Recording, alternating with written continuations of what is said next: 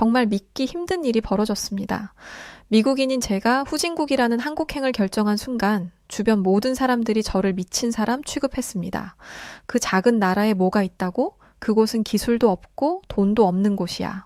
그 순간 저는 제 눈을 의심할 수밖에 없었습니다. 대체 그녀는 어떤 충격적인 일을 경험했던 것인지 오늘 사연 지금 바로 시작합니다. 안녕하세요. 제 이름은 크리스티나 올리버입니다. 저는 미국의 광활한 남부 지역 루이지애나주 출신이에요. 루이지애나주는 아름다운 저의 고향임이 분명했지만 저는 언제나 이곳을 떠나 세련된 도시에서 살고 싶었답니다. 왜냐하면 루이지애나주는 주요 산업이 농업과 어업인 시골이니까요. 사정을 모르는 다른 나라 사람들은 그저 미국인이고 미국에 산다고 하면 다 좋다고 생각하지만 실상은 그렇지가 않거든요. 아무리 미국이라고 해도 뉴욕이나 LA 같은 대도시가 아닌 이상 인프라가 잘 구축되어 있지 않고 특히나 미국의 할렘가는 흉악한 범죄가 하루도 빠짐없이 일어나는 등 그렇게 살기가 좋지 않답니다. 또 미국의 남부에 사는 저 같은 젊은 사람들은 일자리를 선택하는 데 있어 제약이 많아요. 아니, 제약이 많은 게 아니라 아예 선택지가 없다고 봐야 할 정도죠. 그래서 저는 몇 년 전부터 한국에 가서 살고 싶다는 꿈을 꾸었어요. 그 이유는 사실 엄청 거창한 것은 아니고 어쩌다가 TV에서 재미있는 한국 드라마를 보게 되었는데 거기에 나오는 한국의 모습이 너무나 세련돼 보였거든요. 그래서 저는 한국을 동경하게 되었고 그날 이후 저는 한국에서 취업하는 것을 꿈꾸기 시작했어요. 아니 설령 한국에서 일하지 못하더라도 적어도 아시아에 가서 일할 수 있기를 원했죠. 그래서 저는 제가 아시아 국가에서 할 수 있는 일이 무엇이 있나 알아보기 시작했어요. 그런데 생각보다 제가 선택할 수 있는 일이 그렇게 많지는 않더군요. 어쩌면 당연한 일이었죠? 저는 영어 말고 다른 나라 말을 할 줄 몰랐고 미국에서 썩 좋은 대학교를 졸업한 것도 아니었으니까요. 그래도 조금 더 알아보니 아시아의 여러 나라에서는 저 같은 미국인들을 영어 강사로 원하는 학원들이 꽤나 많이 보였어요. 나라마다 제시하는 조건들이 다양했기에 저는 어떤 나라로 갈지 고민이 되었죠. 물론 한국이 최우선 순위이기는 했지만 을의 아시아라고 하면 중국이나 일본을 1순위로 꼽잖아요. 그래서 어떻게 해야 하나 고민이 깊어졌답니다. 결국 저는 인터넷으로 중국과 일본에 대해 검색하며 조금 더 정보를 모아보기로 했어요. 그리고 바로 여기서 문제가 발생하죠. 제가 처음 소망했던 대로 그냥 한국에 갔다면 좋았을 텐데 괜히 쓸데없는 고민을 하는 바람에 제 인생이 꼬여버리게 되거든요. 지금 다시 생각해도 이 순간은 정말 땅을 치고 후회하게 되는 순간인 것 같습니다. 먼저 저는 인터넷에 일본에 대해 검색해 보았는데 모두들 입을 모아 하는 말이 일본은 분명 깨끗하고 안전한 나라인 것은 맞지만 시대에 뒤떨어지고 아날로그적이며 재미가 없다 였어요. 제가 루이지애나주를 떠나려는 커다란 이유 중에 하나가 재미가 없어서였기 때문에 여기서 일본은 바로 탈락하게 되었죠. 다음으로 저는 중국에 대해 검색해봤는데 그 순간 저는 중국에 대한 어마어마한 양의 정보에 혀를 내두를 정도였답니다. 중국인들은 인구가 많아서 그런 걸까요? 중국에 대해 칭찬하는 글도 엄청 많더군요. 이상할 정도로 중국을 욕하는 글은 보이지 않았어요. 꼭 누군가 중국에 대한 나쁜 정보는 지우기라도 하는 것처럼 말이죠. 지금 생각해보면 여기서 이상하다는 것을 감지했어야 하는데 그때 저는 아무것도 모르는 바보였던 것 같습니다. 그리고 중국의 도시 사진들도 높이 솟아오른 건물들과 넓은 도로들이 꽤나 매력적이게 보였어요. 순간 저는 중국에 가서 일하는 것도 괜찮겠다는 생각이 들었죠. 그리고 바로 여기서 두 번째 문제가 발생하는데 그건 바로 제가 작은 시골 마을에 살고 있었다는 겁니다. 그게 왜 문제가 되냐고요? 이런 작은 시골 마을에서는 누가 조금이라도 신기한 것을 하면 바로 소문이 나버리거든요. 물론 제가 아시아로 일하러 갈 준비를 하고 있다는 사실도 온 동네에 바로 소문이 나버렸죠. 이어서 동네 사람들이 너나 할 것 없이 참견을 하기 시작했는데 그 중에 한 분이 자기가 근처에서 마트를 하는 중국인을 안다며 이왕 아시아에 갈 거라면 그 사람을 소개해 줄 테니 가서 한번 만나 이야기를 나누어 보라는 얘기를 해주셨어요. 저는 그 말에 솔깃해졌고 며칠 뒤 그 중국인을 만나러 갔죠. 메이링이라는 이름을 가진 그 중국인은 미국에 정착한 중국 이민 2세로 다행히 영어에 능숙한 여자였어요. 저는 설레는 마음을 가지고 그녀에게 중국에 대해 이것저것 물어보았죠. 메이링은 중국은 일하기 너무 좋은 나라라며 제가 중국에 가는 것에 적극 찬성해 주었어요. 제가 그 이유를 물었더니 먼저 중국은 아시아에서 제일 크고 좋은 나라이기 때문이고 다음으로 중국은 대국이기 때문에 다른 어떤 나라 사람들보다 마음이 넓으며 아시아의 다른 나라보다 문화도 훨씬 뛰어나다고 했죠.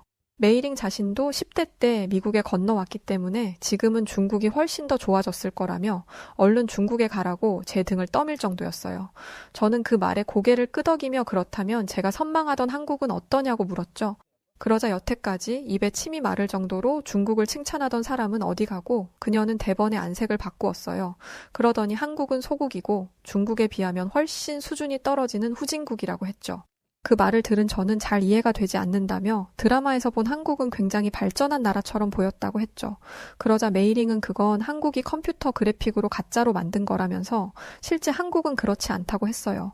그러면서 한국과 중국은 비교조차 할 수 없을 정도로 하늘과 땅만큼 차이가 나는 나라라며 절대로 한국에 가지 말라고 절 뜯어말리는 게 아니겠어요? 만약 중국을 버리고 한국을 선택한다면 엄청난 후회를 하게 될 거라면서 말이죠.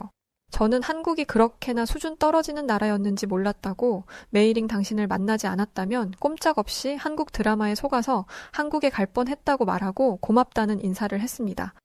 그러자 메이링은 괜찮다며 대국인 중국인들은 원래 남을 돕는 것을 좋아한다며 저에게 상냥한 미소를 보여주었어요. 중국으로 향하는 비행기 안에서 저는 꿈과 희망에 부풀었죠. 이대로 저에게는 행복한 일만 가득할 줄 알았거든요. 메이링이 말했던 것처럼 마음 넓은 사람들과 뛰어난 문화를 누리며 기쁜 하루하루를 즐길 수 있을 것 같았어요. 하지만 중국의 공항에 도착하는 순간 제 인생은 나락으로 떨어지고 말았죠. 중국의 공항은 경악 그 자체였어요. 우선 이상하게 코를 찌르는 냄새가 문제였는데 정체를 알 수 없는 냄새가 비행기에서 내리는 순간부터 제 코를 마비시켜 버렸는데요. 그건 정말이지 생전 처음 맡아보는 냄새였어요. 아니, 이 생선 썩는 냄새 같은 건 대체 어디서 나는 거지? 멀쩡하게 생긴 공항에서 무슨 이런 냄새가 나? 저는 주변을 둘러보며 냄새의 근원지를 찾아보았지만 어딜 보아도 쓰레기 더미는 보이지 않았어요. 당연하잖아요? 공항인데 쓰레기 더미가 있을 리가요. 나중에야 알게 된 사실은 중국에 처음 가는 사람들이 맡게 된다는 그 냄새는 중국 특유의 찌든 냄새였다는 것을 알게 되었습니다. 그렇게 저는 손으로 코를 막으며 제가 일하게 될 중국의 영어 학원으로 이동하기 시작했어요.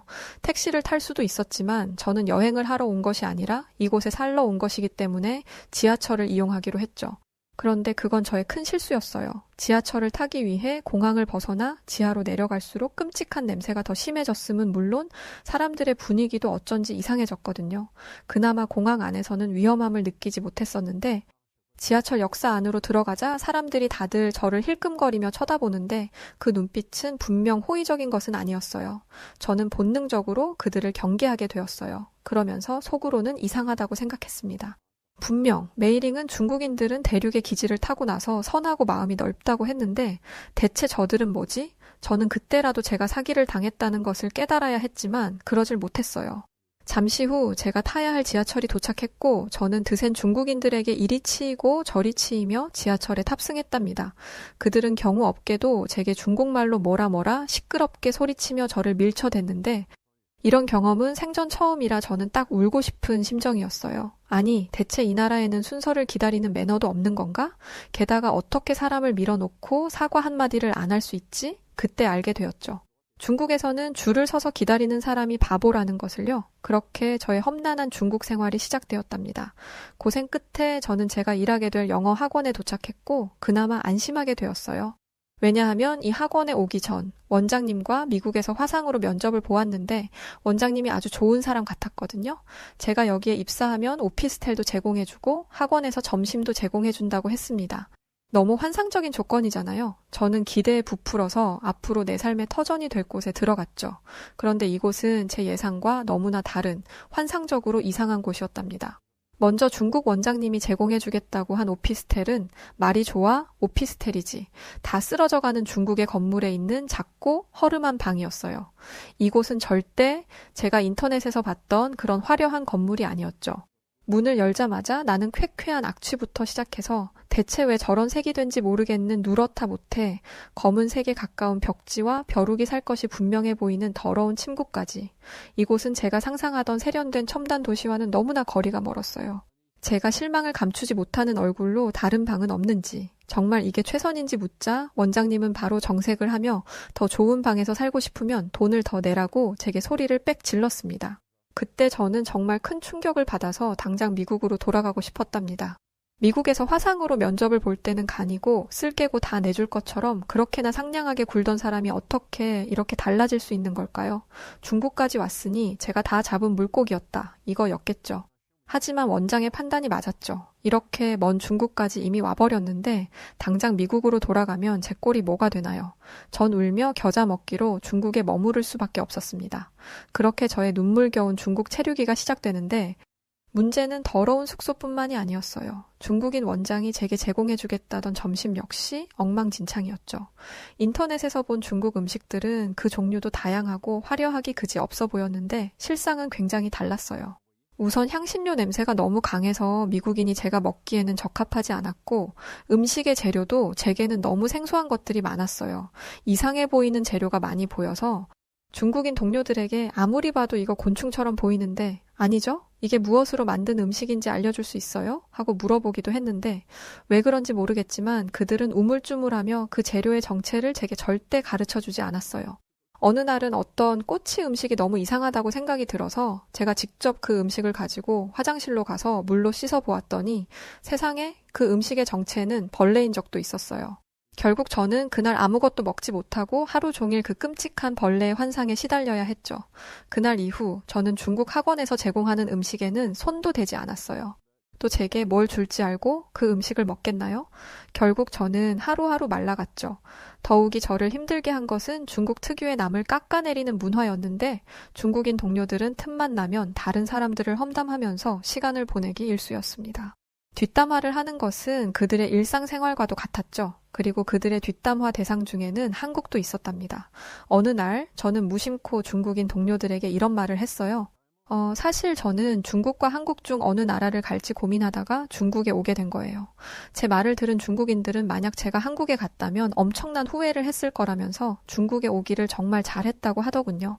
왜냐하면 한국은 중국과 같은 훌륭한 선진국과 비교했을 때 배울 점이라고는 눈꼽만큼도 없는 덜 떨어진 나라이기 때문이라면서요. 하지만 제가 여태까지 겪은 중국은 절대 선진국이라 할 수 있는 나라가 아니었기에 저는 그들에게 이렇게 물어보았어요. 너희 중국인들은 어떤 점에서 한국을 덜 떨어진 나라라고 생각하는 건데? 그러자 중국인 동료들은 이렇게 말하더군요. 우선 한국은 중국과 비교했을 때 땅의 크기부터 다르고 옛날에는 중국이 한국을 지배했던 적이 있기 때문에 중국이 더 우월한 것이라고요. 네, 그들의 주장에는 아무런 논리도 근거도 없는 그냥 억지 험담일 뿐이었어요. 아니, 지금 생각해보면 어쩌면 그건 한국인들에 대한 열등감일지도 모르겠네요.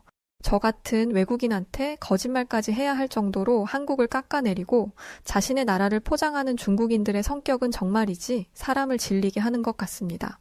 그렇게 중국인들에게 시달리며 시름시름 앓던 어느 날 제게 또 다른 충격적인 일이 벌어지고 말았어요. 그날 저는 평소와 같이 중국 아이들에게 영어를 가르친 뒤 강사들의 휴게실로 돌아왔는데 휴대폰에 엄청나게 많은 부재중 전화가 찍혀 있는 게 아니겠어요?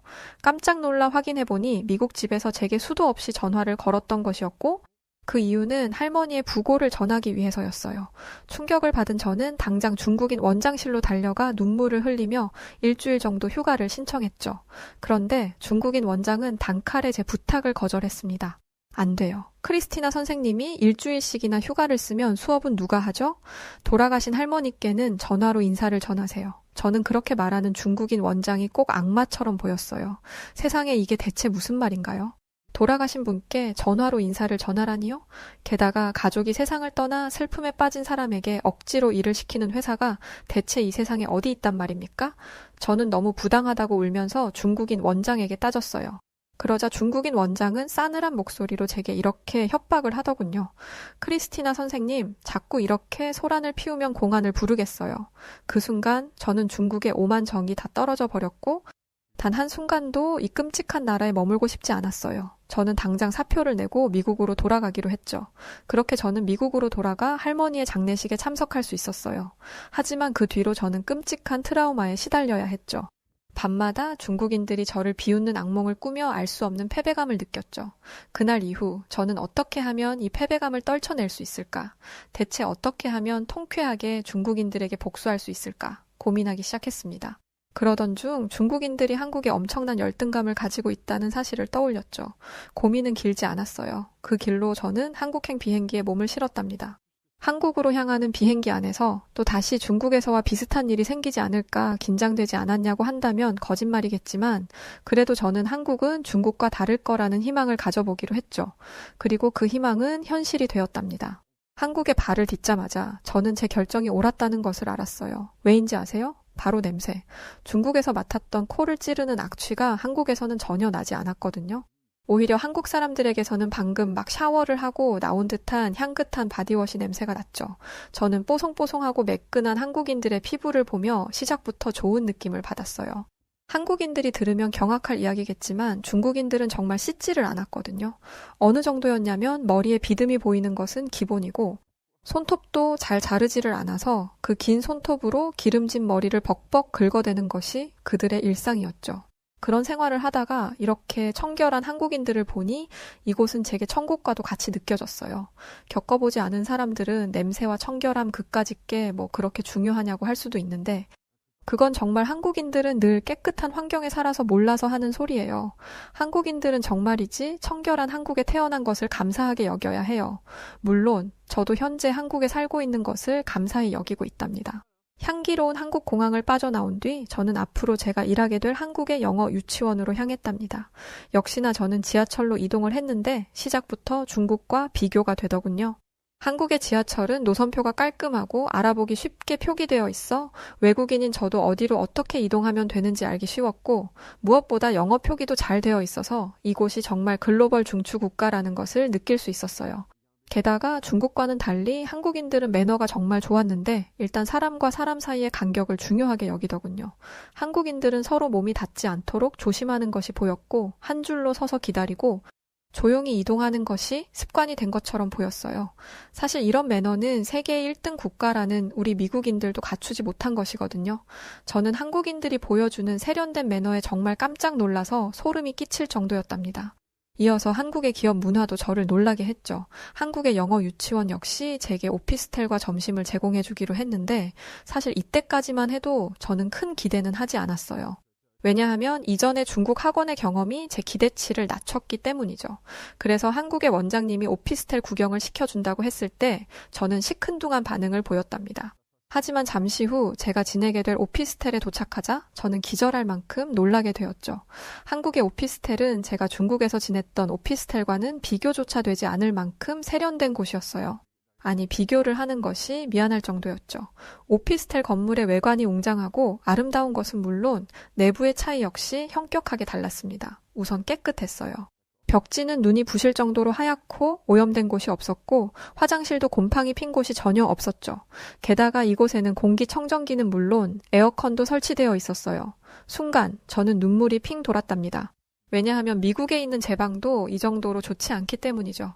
내가 이렇게 행복한 순간을 맞이하려고 중국에서 그렇게 고생을 한 것인가 하는 생각도 들고 앞으로 이렇게 좋은 나라에서 풍족하게 생활할 수 있다는 사실에 저는 기쁨을 감출 수가 없었답니다. 그렇게 주말을 푹 쉬고 저는 본격적으로 한국의 영어 유치원에 출근하기 시작했어요. 본격적으로 수업을 시작하기 전 제가 강의를 하게 될 강의실 내부를 살펴보았는데 문을 열자마자 감탄이 나오더군요. 우선 기본으로 갖추고 있던 시설물이 에어컨, 히터, 공기청정기, 정수기, 복사기, 3D 프린터였고요. 다른 층에는 책으로 가득한 도서관과 안전하게 만들어진 놀이터, 체육관까지 없는 것이 없었어요. 전 세계에 이런 교육 환경을 갖춘 나라가 얼마나 될까 싶을 정도로 놀라움을 감출 수 없더군요. 얼마 전 제가 근무하던 중국의 교육시설에 비해 한국의 교육시설은 정말이지 압도적으로 훌륭한 곳이었어요. 그렇게 제가 감탄하고 있을 때 제가 담당하게 될 아이들이 등원하기 시작했죠.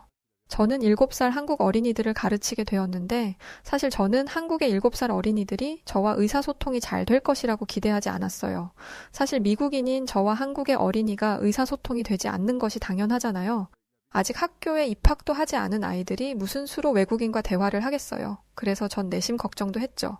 말이 통하지 않는 외국 꼬마들과 어떻게 소통을 하면 좋을까 하고 말이죠. 하지만 제 걱정은 기우에 지나지 않았답니다. 왜냐하면 한국의 어린이들은 어려서부터 양질의 교육을 받은 것인지 굉장히 똑똑했기 때문이죠. 기본적인 영어 인사는 물론 간단한 의사소통까지 무리 없이 해내는 한국 어린이들을 보면서 저는 정말이지 깜짝 놀라서 기절할 뻔했어요. 대부분의 미국인은 평생을 살면서 영어만을 쓰는 게 대부분이고 제가 겪어본 바로 중국인들은 자신들의 모국어인 한자조차 제대로 못 쓰는 사람들도 있었는데 한국인들은 모국어는 물론 외국어인 영어까지 이렇게나 어린 나이에 배우고 있다니 놀라운 일이 아닐 수 없었죠. 이런 일은 경제 수준이 대단히 높은 선진국에서만 가능한 일이니까요. 그리고 한국의 어린이들은 항상 비싼 옷을 입고 깨끗하게 씻고 다녔는데 저는 이 부분에서 내심 놀라움과 부러움을 느꼈어요. 왜냐하면 강대국인 미국 어린이들도 부유한 집안 출신이 아닌 이상 한국 어린이들처럼 매일같이 세심한 케어를 받으며 자라지 않기 때문이죠. 한국이 후진국이 아니라는 것은 알고 있었지만 이렇게까지 부유한 국가였나? 그런 생각을 하며 저는 새삼 한국을 다시 보게 되었어요. 그러는 동시에 한국을 가난한 후진국이라 깔보고 무시하던 중국인들이 얼마나 어리석고 우물한 개구리와도 같은 존재들인지 알게 되었죠. 만약 그들도 한국에 와서 지낼 수 있다면 그들 역시 두 번 생각도 하지 않고 한국에서 사는 것을 선택할 텐데 말이에요. 왜냐하면 제가 겪은 한국은 중국과 비교도 되지 않을 만큼 훌륭한 선진국이기 때문이죠. 또 한 가지 흥미로운 사실은 한국 어린이들은 뭔가를 배우고자 하는 욕구도 굉장히 강하고 한번 배우면 그것을 습득하는 속도도 매우 빠르다는 것이었어요. 가만히 지켜보니 민족성 자체가 기민하고 민첩하고 우수한 것 같더군요. 그때 저는 깨달았죠. 한국이라는 나라가 이렇게 대단한 선진국이 된 원동력은 바로 이 우수한 민족성이라는 것을요. 동시에 중국인들의 게으른 민족성이 떠올랐어요. 씻는 것조차 귀찮아하는 그들 말이죠. 그러자 절로 고개가 절레절레 저어지더군요. 정말이지 그곳은 다시는 가고 싶지 않은 나라예요. 중국은 꿈도 꾸지 못할 한국만이 가진 또 다른 독보적인 부분은 바로 식문화였어요. 겉으로 보기에 중국의 음식이 한국의 음식보다 화려해 보일 수는 있지만 실상은 전혀 달라요. 왜냐하면 한국의 음식은 깨끗하고 엄선한 재료로 만들어서 안심하고 먹을 수가 있거든요. 게다가 한국인들은 정이 많고 배려심이 많아서 그런지 외국인인 저의 입맛을 고려해 식단을 맞춰주더군요. 너무 맵거나 자극적인 음식은 배제하고 외국인과 한국인 모두가 좋아할 만한 불고기나 떡볶이, 소고기 묵국과 같은 음식들을 푸짐하게 차려주며 즐거운 점심시간이 될 수 있도록 항상 저를 배려해 주었어요. 너무나 고마운 일이었죠.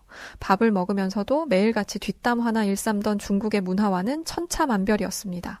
저는 다시 한번 한국에 오기를 정말 잘했다는 생각을 했죠. 그렇게 행복한 한국 생활을 하던 저는 시간이 갈수록 한국인들은 정말 중국인들과 뼛속까지 다르다는 것을 느끼게 되었는데요.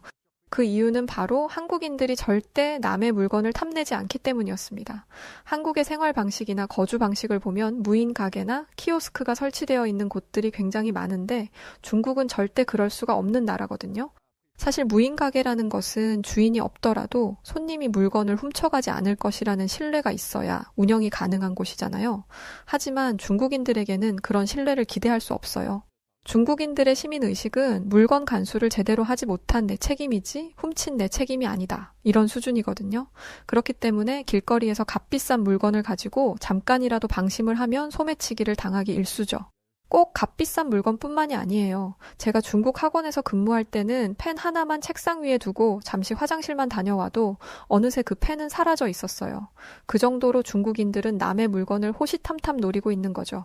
하지만 한국인들은 다들 부유하기 때문인지 아니면 기본적으로 양심적이기 때문인지 다른 사람의 물건에 절대 관심도 가지지 않고 손도 대지 않더라고요. 이런 모습은 다른 선진국인 유럽 국가들이나 인류 강대국인 미국에서도 기대할 수 없는 것이라서 저는 감탄할 수밖에 없었죠. 동시에 중국인들의 격 떨어지는 모습과 비교가 되면서 한국인들의 품격 있는 모습에 한 번 더 반하게 되었답니다. 아마 중국이라는 미개한 우물에서만 사는 중국인들은 모르겠죠? 자신들이 얼마나 고이고 고여서 썩어버린 우물 속에서 살아가고 있는지 말이에요. 저는 그 지옥을 탈출한 뒤 천국 같은 한국에서 지내고 있어서 얼마나 행복한지 몰라요. 마지막으로 저를 놀라게 한 것은 한국의 뛰어난 의료 인프라였어요. 저는 외국인 근로자지만 교육기관에서 근무를 하게 되었기에 정기적으로 건강검진을 받아야 했는데 글쎄 한국은 이 건강검진이 무료라는 게 아니겠어요? 한국은 세계 2위의 뛰어난 의료기술을 자랑하는 나라임에도 불구하고 이런 서비스를 무료로 제공해준다는 사실에 저는 놀랄 수밖에 없었죠. 게다가 병원이 대도시에만 있는 것이 아니라 동네마다 즐비해 있어서 접근성이 아주 좋았고 내부 시설도 굉장히 깨끗하고 의료 장비들도 최신식이어서 믿음이 갔어요. 한국이 세계를 선도하는 최첨단 국가라는 것은 이미 익히 알고 있었지만 병원에 와보니 한국이 고도로 발달된 국가라는 것이 다시 체감되더군요. 사실 미국은 엄청난 의료 기술을 자랑하는 나라임에도 불구하고 국민들이 병원에 잘 갈 수 없어요. 치료비가 너무 비싸기 때문이죠. 실제로 제가 미국에 있을 때 독감에 걸려 너무 아파 병원에 갔었는데 간단히 진료를 받고 처방전을 받은 것이 끝이었는데도 병원비가 무려 12만 원이 나왔거든요. 그래서 웬만한 미국인들은 감기에 걸렸을 때 병원에 가는 것은 꿈도 꾸지 못한답니다. 아, 중국 병원은 어땠는지 아세요? 불행하게도 저는 중국에 있을 때 코감기가 너무 심하게 걸려서 중국 이비인후과에 간 적이 있었는데요. 거기서 아주 충격적인 광경을 목격하고 치료도 받지 않은 채 그대로 도망쳐 나오고 말았답니다. 대체 무슨 일이었냐고요? 한국인인 여러분은 아마 상상도 하지 못할 그런 일일 거예요. 제가 진료 접수를 한 뒤 대기실에서 기다리고 있을 때였어요. 치료실 안에서는 환자의 콧물을 빨아들이는 기계음과 함께 엄청난 비명이 들리고 있었죠. 잠시 후 제 이름을 부르는 소리가 들렸고 전 긴장되는 마음을 가지고 치료실에 들어갔어요. 그런데 글쎄 그 의사는 방금 전 환자를 치료한 그 치료기구를 그대로 가지고 소독도 하지 않은 채 저를 치료하려고 하는 게 아니겠어요? 저는 기겁을 하고 그대로 그 중국 병원을 빠져나왔죠. 그 후로 저는 아무리 아파도 절대 중국 병원에 가지 않았는데요. 지금 다시 생각해도 끔찍하고 등골이 오싹해집니다. 아무리 생각해봐도 저는 한국에 오기를 100번, 1000번 잘 한 것 같습니다. 제 이야기를 들어주신 여러분 감사합니다. 사랑하는 한국인 여러분 모두 행복한 하루 보내세요. 미국에서 저명한 교수가 되기 위해 노력하던 한 여성, 그녀의 연구는 늘 학계에서 주목받지 못했고 매번 실패를 반복했다고 하는데요. 그러던 어느 날 그녀는 우연히 알게 된 한국 때문에 인생이 180도 바뀌게 되었다는데 과연 그녀에게 무슨 일이 있던 걸까요? 안녕하세요. 제 이름은 셀리나 마블입니다. 미국에서 경제학을 가르치고 연구하고 있는 교수이지요. 제 연구 분야는 세계의 불평등 문제와 개발 경제를 중심으로 한 정책 연구예요. 쉽게 말하자면 경제학이 단지 숫자와 그래프에 갇히지 않고 사람들의 삶을 바꿀 수 있는 도구로 사용될 수 있도록 노력하는 사람이죠. 물론 이 멋진 말은 제가 만든 게 아니고요. 제가 대학원에 다니던 시절에 제 교수님께서 해주신 말씀이랍니다. 저는 스승님의 그 말씀에 감명을 받고 이 길을 걷기 시작했어요. 하지만 현실은 그리 간단하지 않았습니다. 학문적 이상과 실제 연구 환경 사이에서 종종 충돌을 겪으며 저는 이 길이 옳은지 의문을 가지게 되었어요. 특히 몇 년 전 제가 자신만만하게 시작한 연구 프로젝트가 있었는데요. 빈곤과 불평등을 줄이기 위한 정책적 해결책을 제시하는 것을 목표로 야심차게 시작한 프로젝트였어요. 뭐랄까, 저도 누군가의 영웅이 될 수 있지 않을까 하는 생각을 했던 것 같아요. 저는 열정을 바쳐 논문을 쓰고 학회에 발표했지만 결과는 참담했습니다. 학계에서 제 연구는 거의 주목받지 못했고 몇몇 동료들은 제 논문이 현실과 동떨어져 있다는 비판을 서슴지 않았어요. 저의 모델은 수치와 이론에 갇혀 있지 현실 세계의 복잡성을 이해하지 못한 것 같다는 말도 들었죠. 그래요. 사실 어쩌면 그 말이 맞을지도 모른다고 저도 생각이 들었어요. 이후 제 난항은 계속해서 이어졌습니다. 뭐 하나 잘 풀리는 게 없었죠. 그렇게 매번 실패를 반복하다 보니 스스로를 믿는 마음이 점점 희미해지더라고요. 내 연구가 정말로 세상에 의미가 있을까? 라는 질문이 머릿속에서 떠나질 않았습니다. 제 목표는 분명했어요. 세상이 더 나아지는데 조금이라도 기여하고 싶다는 것. 하지만 제가 하는 일이 그 목표와는 한참 멀게 느껴졌지요. 그건 참 고통스러운 일이었어요. 시간이 지날수록 하루하루가 버거워졌습니다. 아침마다 연구실에 가는 것이 두려울 정도였지요. 책상 위에는 채 끝내지 못한 논문과 통계 자료들이 쌓여 있었지만 그것들을 보는 것조차 힘들었어요. 이론과 데이터는 차곡차곡 쌓여가는데 정작 그 안에 의미는 없다는 생각이 들었거든요. 그러던 어느 날 몸까지 이상 신호를 보이기 시작했습니다.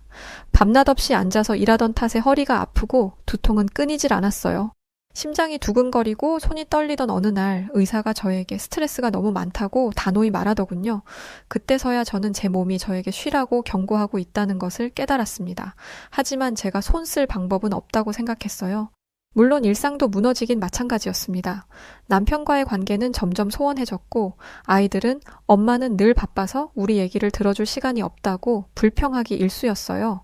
남편은 당신이 그렇게 열심히 일해도 행복하지 않다면 이 모든 게 무슨 의미가 있겠어? 라고 묻곤 했지만 그 말은 위로가 되기는커녕 저를 더 무겁게 짓눌렀습니다. 억지로 어떻게든 시간을 내서 가족들과 함께 있어도 제 마음은 늘 연구실에 가 있었거든요. 그런 저의 강박증은 시간이 갈수록 심해졌어요. 물론 학생들 앞에서는 여전히 냉철하고 논리적인 교수인 척했죠. 그러나 내면은 텅 비어 있었어요.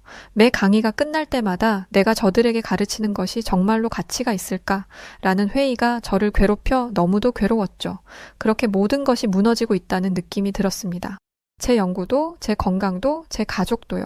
이런 상태로는 앞으로 나아갈 수 없다는 것을 알았지만 어디서부터 다시 시작해야 할지조차 알 수 없었기 때문에 전 그저 지쳐갈 뿐이었어요. 그러던 어느 날 저녁, 하루를 간신히 마무리하고 지친 몸으로 소파에 앉은 때였어요. TV를 켜고 채널을 무심코 돌리다가 한 인터뷰 장면에 멈추게 되더군요.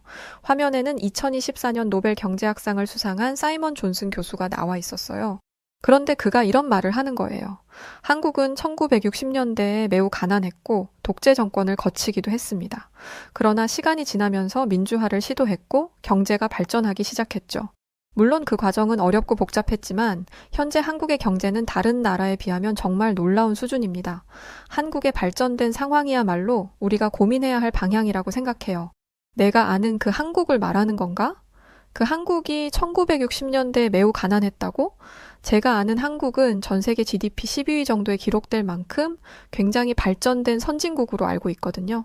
자세히 한국의 사례에 대해 조사해 본 적은 없었지만 그때 그의 말은 제 가슴 깊숙이 파고들고 있었어요. 특히 어렵고 복잡한 과정을 거쳐 놀라운 경제 발전을 이룬 한국이라는 표현이 제 마음을 흔들었죠.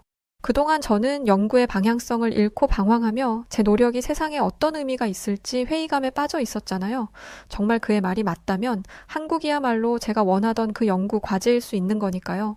한국의 사례는 불가능해 보이는 상황에서도 체계적 변화와 혁신을 통해 성공할 수 있다는 희망을 보여준 사례라는 거니까요. 그날 이후 저는 한국의 경제 발전과 사회 변화를 깊이 탐구하기 시작했습니다. 한국의 경험이 제 연구에 새로운 방향을 제시해 줄 수 있을 것이라는 기대감이 생겼어요. 사이먼 존슨 교수의 한마디가 제 안에 작은 불씨를 지핀 셈이었죠. 사실 저는 한국에 대해 아는 것이 거의 없었습니다. 제가 알고 있던 한국은 그저 몇몇 유명 기업들 정도였죠.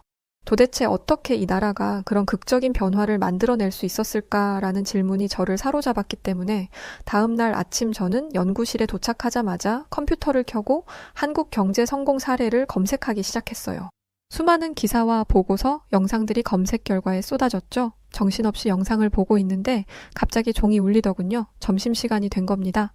저는 점심시간에도 여전히 홀린 듯이 한국 생각을 하다가 무심코 동료 교수들과 경제위기 극복 사례를 주제로 이야기를 나누게 되었어요. 한껏 한국에 심취해 있던 제가 한국은 IMF 위기에서 배울 점이 많은 국가라고 언급하자 한 동료가 코웃음을 치며 말하더군요. 한국은 국제통화기금 IMF와 미국의 지원 덕분에 겨우 살아남은 거라고, 특별히 배울 점이 있다기보단 운이 좋았던 거라고 말이죠. 그 말에 저는 속이 뒤집히는 기분이 들었습니다. 제 연구에 대해 코웃음 치던 사람들이 떠올랐거든요. 저는 그에게 한국의 경제 발전이 그렇게 단순한 게 아니라고 말하고 싶었지만 아직 자세한 정보를 몰랐기 때문에 더 말을 할 순 없었어요. 울그락불그락한 절 보더니 동료는 그러더군요. 식사 내기를 하자고요. 전문가에게 직접 물어봐서 한국의 위기를 해결한 게 IMF와 미국인지 아니면 정말 한국인들이 가진 특별한 무언가가 있었던 건지 판단을 받아보자고요. 저는 자신 있게 알겠다고 했어요. 왜냐면 사이먼이 그랬잖아요. 우리가 한국을 보고 배워야 한다고요. 며칠 후 저는 동료와 함께한 경제학 세미나에서 한국 경제를 연구하는 유명 학자인 앤드류 박 박사를 만났습니다. 앤드류 박 박사는 한국계 미국인으로 IMF 외환위기 당시 한국 정부와 국제기구 사이의 협력을 연구한 전문가였어요. 저는 기다렸단 듯이 그에게 한국 경제위기 극복에 대한 질문을 던졌어요. 정말로 한국이 외부 지원 덕분에 IMF 위기를 넘겼다고 봐야 하는 거냐고요. 박사는 잠시 고민하는가 싶더니 말하더군요. 외부 지원이 중요한 역할을 한 것은 맞습니다. 하지만 그것만으로는 설명할 수 없는 부분이 많아요. 한국 국민들의 협력과 정부의 과감한 구조조정이 없었다면 그 지원도 소용없었을 겁니다. 역시 하고 저는 무릎을 쳤죠. 그가 말을 이었습니다. 그는 금 모으기 운동에 대한 이야기를 들려주며 이 운동이 단순히 상징적인 행동이 아니었다고 강조했어요. 사람들은 국가가 어려울 때 자신이 가진 가장 소중한 것을 기부했습니다. 그것은 단순한 경제적 행동이 아니라 사회적 신뢰의 표현이었죠. 또한 그는 IMF가 요구한 구조조정이 한국에서 성공적으로 이루어진 이유는 정부의 강력한 추진력과 국민들의 협조 때문이었다고 덧붙였어요. 다른 국가에서도 IMF 지원을 받았지만 실패한 사례가 많다고 하며 한국은 그 과정을 기회로 삼은 좋은 본보기라고도 했죠. 특히 금모으기 운동처럼 국민들이 자발적으로 그렇게 행동한 사례는 거의 찾아볼 수 없다고요. 여기까지 이야기를 듣고 나니 그 자리에서 저는 한국 경제에 대한 더 깊은 통찰을 얻을 수 있었습니다. 외부의 지원은 분명 중요한 역할을 했지만 진짜 핵심은 내부에서의 변화와 혁신이었다는 사실을 말이죠. 제가 이 모든 인터뷰 내용의 녹음본을 동료에게 달려가 들려주자 그는 결국 고개를 끄덕이며 말하더군요. 자기가 밥을 사겠다고 말이에요. 금 모으기 운동 같은 건 잘 몰랐다고 하면서 말이죠.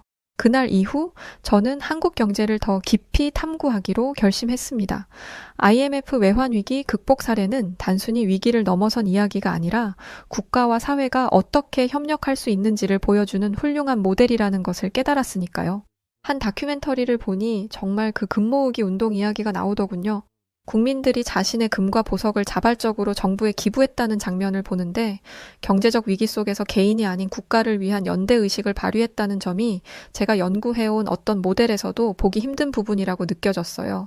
소름 돋게 멋지더군요. 그리고 이어지는 한강의 기적, 전쟁의 폐허에서 시작해 세계 경제의 주요 국가로 성장하기까지 한국이 걸어온 여정은 정말 경제적 성공 이상의 것으로 보였어요. 한편의 역전 드라마 같았죠. 경제, 사회, 정치가 맞물려 작동한 복잡한 변화의 과정인 것 같아요. 다큐멘터리를 보는 내내 저는 노트를 꺼내들고 메모를 멈출 수 없었답니다. 데이터와 정책만으로는 설명할 수 없는 이 변화의 과정이 제 연구에 새로운 패러다임을 만들 수 있으리라는 설렘에 두근거리고 있었거든요. 이렇게 놓고 보니 그동안 제가 연구했던 이론들이 너무 단순해 보이기까지 했어요. 경제 정책이 효과를 발휘하려면 사회적 의식, 문화적 변화, 정치적 리더십이 얼마나 중요한지 간과하고 있었던 거죠. 사이먼 존슨 교수의 말과 한국의 사례가 제게 새로운 희망을 심어주고 있었어요. 제 연구가 이젠 정말 현실적으로 적용 가능한 무언가로 발전할 수 있을지도 모른다는 가능성을 보게 된 거예요. 저는 그날 책상에 앉아 완전히 새로운 연구 계획을 세웠습니다. 한국의 경제 발전을 단순히 경제적 데이터로만 분석하는 것이 아니라 사회적 맥락과 문화적 요인을 포함해 연구해보기로 했어요. 이 과정에서 제가 연구해온 경제 이론들이 실제로 어떻게 작동하는지를 한국이라는 사례를 통해 확인할 수 있을 것 같았죠. 이렇게 시작된 한국 경제에 대한 연구, 이 연구를 이어가면서 저는 또 곧 중요한 사실을 깨닫게 되었습니다. 경제적 성공의 이면에는 반드시 그 나라의 사회적, 문화적 요인이 깔려 있다는 점이었죠. 그리고 한국에서는 그 중에서도 교육이 핵심적인 역할을 했다는 걸 알게 되었어요. 한국은 교육열이 정말 엄청난 나라더라고요. 특히 IMF 외환위기와 한강의 기적만으로는 한국의 성공을 완전히 설명할 수 없다는 생각이 들었어요. 경제적 발전을 지속시키는 데에는 그 나라의 인적 자원, 즉 사람들을 키우는 교육 시스템이 큰 역할을 하기 때문이죠. 그래서 저는 한국의 교육 제도에 대해 조사하기 시작했습니다. 검색을 하면서 한국의 EBS, 즉 교육방송 시스템과 같은 공교육 방송 시스템에 대해 알게 되었어요. 놀랍게도 국가가 주도적으로 학생들에게 교육 자료를 제공하고 특히 디지털 학습 플랫폼을 통해 교육의 기회를 넓힌다는 점이 인상적이었죠. 특히 놀라웠던 점은 한국의 교육열이었습니다. 학생들과 학부모들이 교육에 쏟는 열정과 노력이 정말 독보적이라는 이야기를 곳곳에서 접할 수 있었어요. 과거 전쟁 직후의 혼란 속에서도 학교를 복구하고 교육을 최우선으로 삼았다는 이야기 역시 깊은 인상을 남겼죠. 한국의 경제 성공이 단순히 정부 정책의 힘만이 아니라 사람들의 교육에 대한 헌신과 희생 덕분이라는 생각이 들었어요. 그러던 어느 날 한국 교육에 대해 공부하는 와중에 제자 중 한 명인 클로이와 대화를 나누게 됐습니다. 그녀는 한국으로 교환학생을 다녀온 적이 있는 학생이었죠. 제가 한국 교육에 대해 관심을 보이자 그녀가 하나 흥미로운 이야기가 있다고 하는 거예요. 교수님, 한국에서는 수능날에 비행기가 뜨지 않는다는 거 아세요? 저는 이 뜬금없는 말에 바로 질문을 던졌어요. 비행기가 왜 안 뜨냐고요. 아무리 교육열이 대단하다지만 시험 때문에 항공편이 취소된다니 그게 무슨 상관이 있나 싶었거든요. 클로이는 그럴 줄 알았다는 듯 웃더군요. 클로이는 제게 수능날에 대해 설명해 주었습니다. 수능날은 전국 고등학생들이 치르는 대학 입학 시험을 말하는데 듣기 평가 시간에 소음이 발생하지 않도록 하기 위해 비행기 이착륙을 제한한다는 거예요. 다른 것도 아니고 고작 듣기 평가 때문에 말이죠. 돈을 버는 기업을 위해서도 아니고 그냥 학생들을 위해서요. 특별한 학생도 아니고 그냥 모든 학생이요. 심지어 경찰차가 수험생들을 시험장에 태워다 주는 것도 흔한 일이라고요. 그 이야기를 듣고 저는 말문이 막혔습니다. 시험 하나에 전국이 이렇게 협력한다는 것이 정말 대단하게 느껴졌거든요. 농담 같기도 했고요. 저는 클로이에게 이거 혹시 날 놀리는 거냐고까지 물었는데 그녀는 확신에 찬 얼굴로 말하더군요. 이건 다 정말이고 시험 당일에는 온 국민이 짠 것처럼 수험생들을 응원하는 데다가 뉴스에까지 시험 이야기가 도배가 된다고요. 거의 전 국민이 다 같이 아이들을 키우는 거나 마찬가지인 거죠. 저는 그 이야기가 너무 신기해서 더 알아보고 싶은 마음을 참을 수가 없었어요. 인터넷에 검색해보니 실제로 수능날의 풍경이 자세히 묘사된 기사와 영상들이 쏟아지는 거예요. 심지어 회사들은 출근 시간을 늦추고 시민들은 도로에서 시험장을 향하는 학생들에게 길을 비켜주는 모습까지 보였어요. 이 경험은 제게 또 하나의 교훈을 안겨주었죠. 한국에서의 교육이 얼마나 남다른 의미인지를 말이에요. 한국의 교육 문화는 사회적 신뢰와 연대감, 그리고 공동체가 미래를 위해 얼마나 헌신할 준비가 되어 있는지를 보여주는 것이라고 전 생각해요. 그렇게 한국의 교육 시스템과 문화를 연구하면 할수록 저는 더 깊이 빠져들었습니다. 한국은 단순히 경제적인 성공뿐만 아니라 사회 전체가 미래를 위해 협력하는 방법을 배우고 실천해온 나라라는 점을 알게 되었거든요. 그날 클로이와의 대화는 제가 한국 교육에 대해 더 탐구하고 싶게 만든 중요한 계기가 되었어요. 이 모든 역사 속에 담긴 사람들의 이야기를 더 알고 싶어졌지요. 한국 경제와 교육에 대해 알아가면 알아갈수록 한 가지 깨달음이 머리를 떠나지 않는 게 있었어요. 계속 생선가시처럼 마음속에 걸려 있었죠. 책과 논문, 다큐멘터리만으로는 이 나라의 성공 비결을 온전히 이해할 수 없다는 것이었어요. 그 속에는 그냥 글로는 설명되지 않는 무언가가 있는 것 같았죠. 제가 경험하고 싶었던 것은 숫자와 이론 너머의 한국, 바로 사람들의 이야기와 그들이 만들어낸 문화였으니까요. 그래서 저는 결심했습니다. 직접 한국에 가보기로요. 그래서 열심히 서치를 한 저는 마침 경기도 수원에서 열리는 유네스코 교육의 미래 국제포럼을 발견했습니다. 한국의 교육 시스템과 성공 사례를 공유하는 자리라고 했죠. 이 포럼이야말로 내가 찾던 기회다라고 생각한 저는 곧바로 참석 신청서를 제출했어요. 한국행을 준비하면서 저는 설렘과 긴장감으로 가득했습니다. 언어도 문화도 잘 모르는 곳에 간다는 것이 한편으로는 두려웠지만 그곳에서 배울 수 있을 것들이 저를 흥분하게 했어요. 남편과 아이들도 모처럼 들뜬 저를 보며 응원해 주더라고요. 정말 새 인생이 시작되고 있는 것 같은 기분이었죠. 그러던 중 한국행 일정과 관련해 미팅이 필요해서 공항 라운지에서 기다리던 어느 날 옆자리에서 책을 읽고 있던 남자가 말을 걸어왔어요. 그는 한국에서 온 여행자였죠. 저와 비슷한 나이대였고 자신의 고향인 한국에 대해 자랑스레 이야기하기 시작했어요. 처음으로 한국에 가시는 거라고요? 아마 많은 것들이 신기하실 거예요. 특히 음식이요. 그는 그 유명한 김치에 대해 말하기 시작했어요. 조사하면서 한국 음식에 대해 들어본 적은 있었지만 사실 김치를 그렇게까지 사랑하는 줄은 몰랐는데요. 그가 이런 말을 하는 거예요. 김치가 얼마나 중요한지 아세요? 한국에는 김치만 보관하는 냉장고가 따로 있어요. 이름이 김치 냉장고랍니다. 엥? 저는 또 클로이 때처럼 이 남자가 농담을 하는 줄 알았어요. 일본인들이 스시를 좋아하지만 스시 냉장고를 가지고 있지 않고 인도인들이 커리를 좋아하지만 커리 냉장고를 따로 가지고 있지 않잖아요. 근데 김치 냉장고라는 게 있다고요? 저는 너무 놀라서 웃음을 터뜨리고 말았습니다. 근데 그가 진지한 얼굴로 고개를 끄덕이는 거예요. 농담이 아니고 정말이라고. 김치는 거의 매일 식탁에 올라오는 음식이고 제대로 숙성시키려면 일반 냉장고로는 부족하다고요. 그의 이야기를 듣는 동안 저는 한국 문화가 얼마나 독특하고 흥미로운지를 실감하게 되었어요. 김치 하나에 이토록 많은 정성과 문화적 의미가 담겨 있다니 한국은 정말 특별한 곳임이 틀림없다고 느꼈죠. 참 재미있는 나라예요, 한국. 그와의 대화는 한국에 대한 제 기대감을 한층 더 키우기에 충분했습니다. 드디어 한국으로 떠나는 저는 비행기에 오르며 스스로에게 이렇게 말했어요. 책이나 다큐멘터리로는 알 수 없었던 무언가를 직접 확인해 보자고. 한국의 경제와 교육뿐만 아니라 그 속에 담긴 진짜 이야기를 보자고요. 그렇게 들뜬 마음으로 한국으로 떠난 저는 드디어 수원에 당도하였어요. 그리고 유네스코 교육의 미래 국제 포럼에 참석하게 되었죠. 회의장은 세계 각국의 교육 관계자와 학자들로 가득 차 있었습니다. 긴장과 흥분이 뒤섞인 상태로 첫 발표를 들으며 저는 한국의 교육 시스템에 대해 새롭게 알게 되는 사실들에 감탄을 금할 수 없었어요. 첫날 발표는 한국의 교육 혁신 사례에 대한 것이었습니다. 발표자는 한국의 공교육 시스템이 디지털 기술과 결합하여 어떻게 더 많은 학생들에게 기회를 제공했는지를 설명했죠. 특히 EBS 온라인 학습 시스템이 코로나 팬데믹 시기에도 학생들의 학업을 이어갈 수 있도록 도운 사례가 참 재미있었어요. 발표자는 이렇게 말했죠. 한국은 교육을 그냥 학습에 국한되는 게 아니라 사회적 이동의 기회로 봅니다.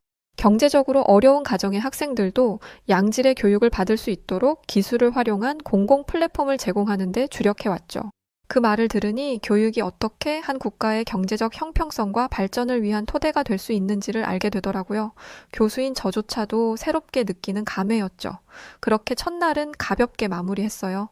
중요한 건 그 다음 날이었죠. 왜냐하면 그 다음 날인 둘째 날, 에티오피아의 전 대통령이자 UN 특사로 활동 중인 사흘레워크 제후대의 연설이 예정되어 있었거든요. 정말 들뜰만한 일이었죠. 그녀는 한국의 교육 시스템이 어떻게 불평등 해소에 기여했는지를 이야기했어요. 한국은 전쟁의 폐허 속에서도 교육을 최우선으로 삼았습니다. 경제적으로 어려운 상황에서도 국민 모두가 교육의 중요성을 이해하고 이를 위해 함께 노력했습니다. 이것은 우리 모두가 배워야 할 교훈입니다. 그녀의 목소리는 단호하면서도 따뜻했고 그녀의 말은 깊은 울림을 주었습니다. 그녀는 에티오피아에서도 한국의 사례를 본받아 디지털 교육을 도입하고 있다고 했어요. 교육이야말로 진정한 변화의 시작이다 라는 그녀의 말이 가슴에 새겨졌죠. 실제로 한국을 본받아서 발전하고 있다는 사실도 놀라웠고요. 이어서 포럼 중간 쉬는 시간, 저는 한 발표자와 대화를 나누게 되었습니다. 그는 한국의 교육 환경에 대해 잘 아는 사람이었죠. 저는 그에게 한국 교육의 성공 비결 중 하나는 무엇이라고 보냐고 물었어요. 근데 그가 그러는 거예요. 한국에서는 밥심으로 공부한다는 말이 있다고요. 그게 무슨 말이냐고 물었죠. 그는 진지하게 설명하기 시작했습니다. 한국에는 급식 시스템이 정말 잘 되어 있다고 하더라고요. 미국이나 캐나다 같은 다른 나라들처럼 가벼운 런치밀 정도가 아니라고요. 한국의 학교 급식 시스템은 그저 학생들에게 식사를 제공하는 것에만 집중하는 게 아니라 경제적 형평성을 만들어내는 중요한 장치 중 하나라고 했어요. 모든 학생이 차별 없이 영양가 있는 식사를 할 수 있는 환경을 만들어준다고요.